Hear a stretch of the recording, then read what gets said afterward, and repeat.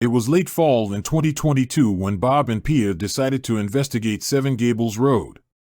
The urban legends about this area were just too tempting for them to resist.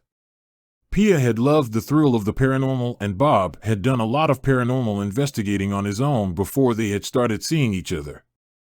Despite warnings from the locals about the road's dark history, the thrill-seekers were determined to experience the paranormal activity for themselves. As they drove down the eerie road, they noticed the dense fog rolling in, making it difficult to see.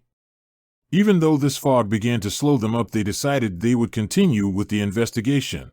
When they reached the road and got out of the car, they started walking and came to a rusty red horse gate.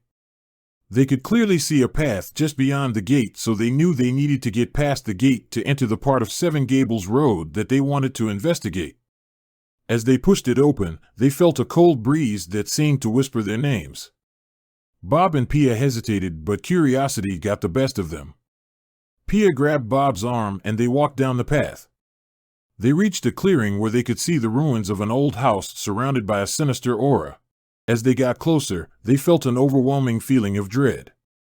They heard footsteps and whispers behind them, but when they turned around, there was no one there. Suddenly, the ground beneath them started to shake, and they heard screams and wails. They sounded like someone who was coming back from the dead. Just then, the sound of a woman with a very high-pitched shriek surrounded them.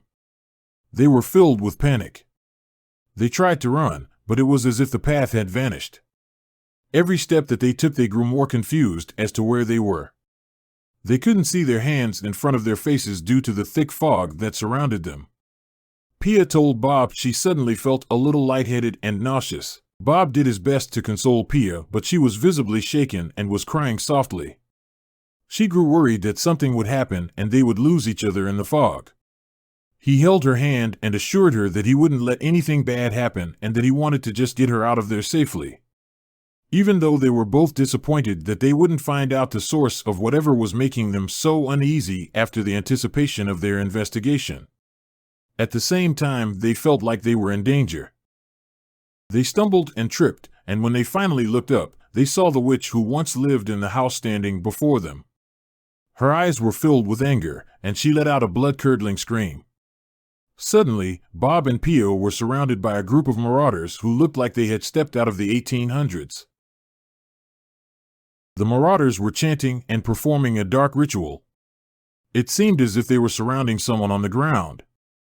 Whatever they were doing, they had caught a glimpse of Bob and Pia, and they did not look happy. Bob told Pia to run and pointed up at a house that was a little ways up and to the left. Bob was unsure of who would be behind the door of the house, but they had to get help. They ran and pounded on the door, and there was no response.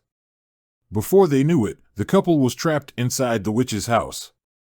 They could hear the sound of burning wood, and the smell of smoke was overpowering. They were trapped inside the burning house, screaming for help, but no one could hear them. The next morning, a search party found their charred remains inside the ruins of the witch's house.